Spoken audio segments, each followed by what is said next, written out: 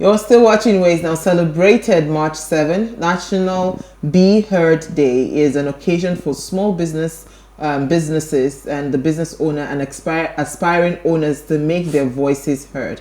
The day celebrates small businesses and encourages them to stand up for themselves and their ideas and lay claims to their share of the market. The day supports small businesses as they stand up and grab the attention of consumers. Now, National Be Heard Day encourages small businesses to stand out through creativity or creative marketing, smart publicity tactics, a strong visual appearance, or any other inventive ways of making their presence known. When small businesses thrive, so do our community. So it's so important that we recognize them and they find creative ways to be heard on this day.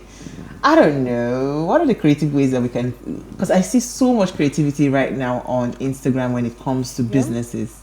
It is interesting how people are just targeting you back to back to back to back. People, I mean, I think small businesses, particularly on social media, have become excellent content creators, and over the years it's gotten better. I remember one of the ladies who started off with their palm oil on her head, dancing and singing. But yeah, there's been all sorts of creative ways in which people are showcasing their products. I was talking the other day about someone who, she makes amala, she makes abula, begiri, but the way she showcases it in serving it, you know, she puts the begiri in a kettle, in a tea kettle, and she pours it with style, and you know, so you find yourself going, this is, like we said, this amala begiri, but you know, you find yourself on the page scrolling through, like you want to see how it's thinking of ordering. Exactly. So I think because the level of competition and the understanding of these platforms and the opportunities that they present, you know, a lot of small business owners have realized that this is an opportunity to not wait for March 7th, but to be heard every day and to find customers.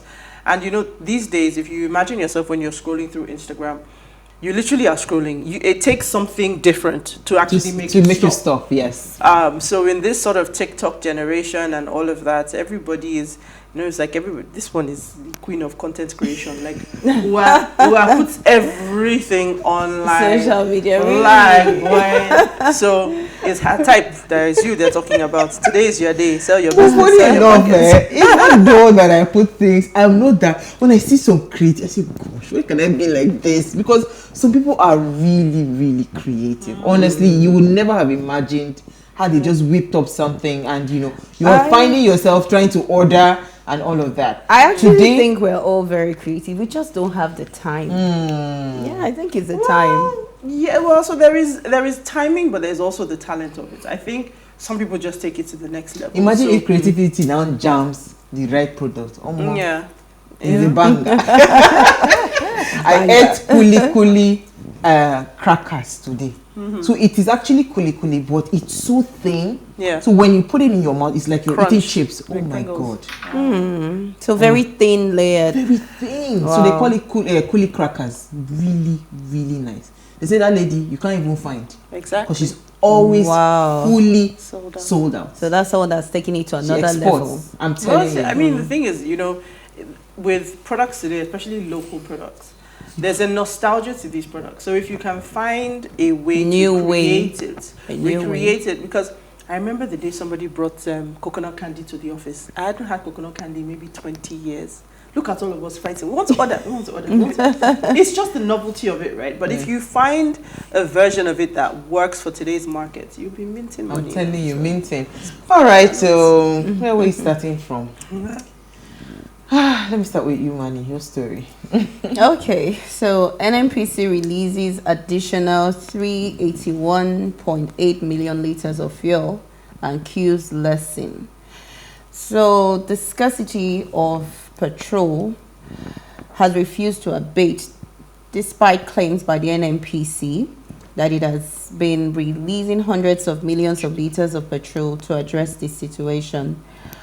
About a week ago, the oil firm stated that it distributed a total of 387 liters of petrol from February 14th to 20th in a bid to bridge the petrol supply gap. But despite its claims, the queues for petrol in filling stations that dispensed the commodity on Sunday remain massive in Abuja and neighboring Nasarawa and Niger, as well as in many other states. So I think in Lagos it's getting better.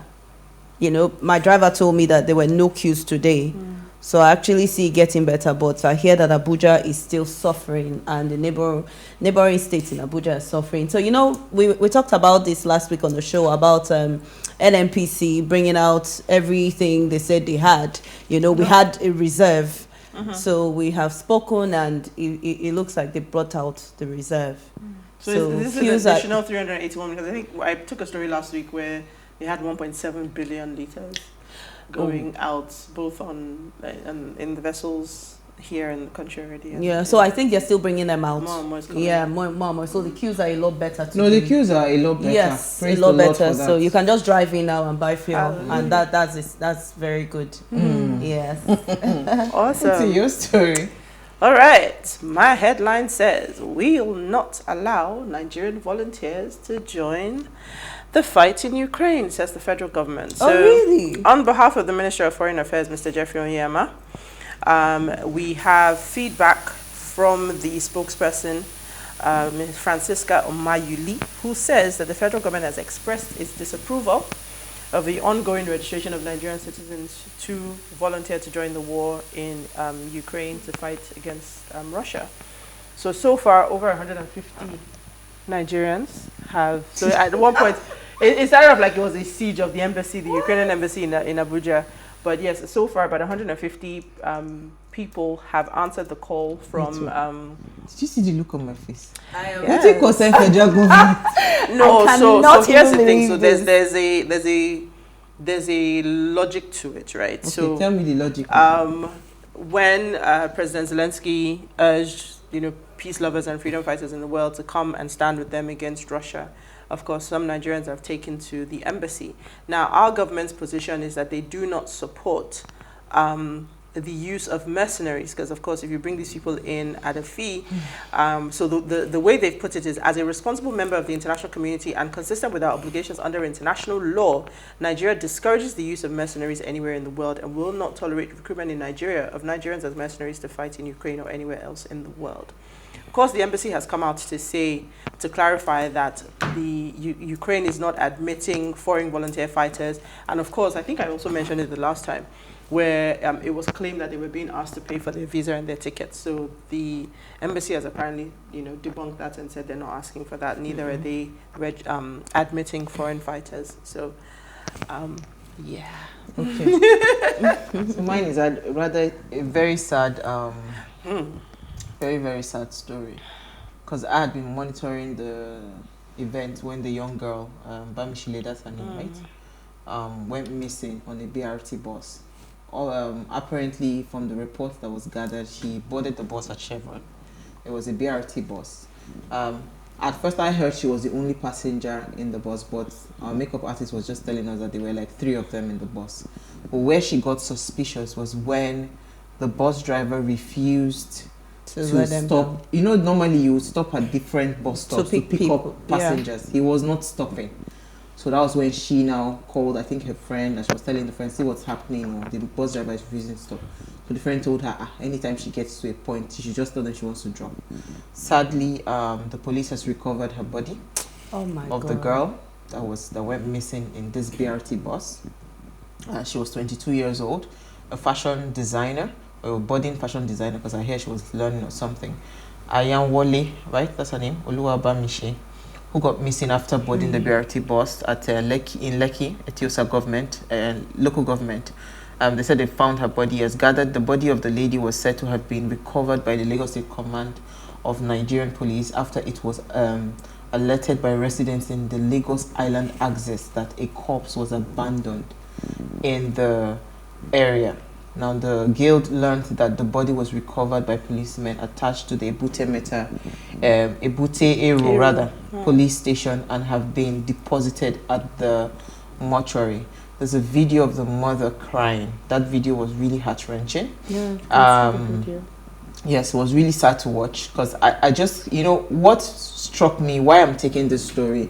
First of all, I have always been very, very apprehensive about public transport in Nigeria, especially in Lagos. You know, I didn't know how bad the phobia was until I went to Abuja for a function, and the organizers had to book an Uber for me because they couldn't get me, take me to my hotel. They booked an Uber. Mani and Uti, my heart was literally in my mouth. Like, I was really scared because, first of all, maybe what caused the scare for me in Abuja is that double. At least in Lagos, I You even know the the area. yes. Abuja, I didn't know the area, and I was with an Uber driver at night, and the guy was just acting funny. So I mean, remember when we were going to the airport, when the Uber driver started acting funny, we just removed all our boxes from the truck. So now imagine this young girl. First of all, the pressure and the kind of how fear would overwhelm you. The fear. The fear will overwhelm you. You will not even know. You will not be. You can't even think straight. You can't breathe. Because well. I'm thinking on this, like, there are bad. I mean, points where there's traffic. Couldn't she have, what? I think, but the scary. So for me, it's just scared that it is a Lagos State. That's where I was going to go. Normally when we hear all these things, it is Molwe, it is one chance. Private, So this was a colored bus. This is a BRT bus. bus. A BRT. A BRT bus. It's not even the normal yellow buses that you enter and hear one chance stories. This is a BRT bus. So if a BRT bus this can happen in a BRT, then what exactly is safe transportation in Lagos State? Was she used for rituals? Or? So that is the part I heard. So there was a claim that, yes, she was mutilated. Some part of her privates were mutilated. So, but at the end of the day, like I said, it's, when you hear these stories, I think we've said so many times how security and safety in this country is an illusion. But to actually get on a bus that is tied to the state, that should have drivers who are employees, this is not like anybody just driving. I hope that we're able to find, or we're able to get some more information. So I think I saw a picture that had been released of the driver, yes. the alleged driver. They have his pictures it's been on circulation since last week. So I hope that they're able to follow this and to investigate it, because I mean, any loss of life, it's crazy. And the saddest part for me in all of this is this young girl would have thought to herself, because there are smaller buses on this Lekki Expressway, this is safer, this is the safest I can go on, right? And this then happens. So the government cannot sleep on this, because if a BRT bus is not safe, then what else? What are we saying to ourselves in this country or in this state? So how do they even hire these drivers? You get, where's the background check that has been done on them? Where are the guarantors? Where are the guarantors? They should know his house. They should know his family house. These are all the things that we're hoping, but at this point in time, there's so much laxities. You will hear tomorrow now that you don't know how this person got the key of the bus, and they will say he's not a staff. When we are shouting that we need to do a proper census in this country, this is also one of the reasons, right? Because we don't even know who we are, right? We don't know ourselves in this country. If he goes missing right now, I suspect he's already gone underground, we may never find him. Do you understand? But I know that if the police want to work in this country, they work. I just was going to say that. If they want to work, they will smoke him out of whatever hole he is hiding, because this is actually very heartbreaking. It's really sad. We just hope, like I said, it's not to know whether he's actually, because again, there are a lot of laxity. It's just too many places. Tomorrow now, I'm telling you, they'll come and tell you, oh no, he's not an employee of ours. They don't know how we got the key of the bus was stolen. You will hear. Yeah. I don't like to usually conspire, but these kind of things. That's what you will hear tomorrow. So sad. Please, my heart goes out to her mother, her family. The mother. If they had put the audio, it was really. I can't even think straight right now. Honestly, On that note, to take a break, we want to discuss discrimination in the workplace. Please stay with us. We'll be right back.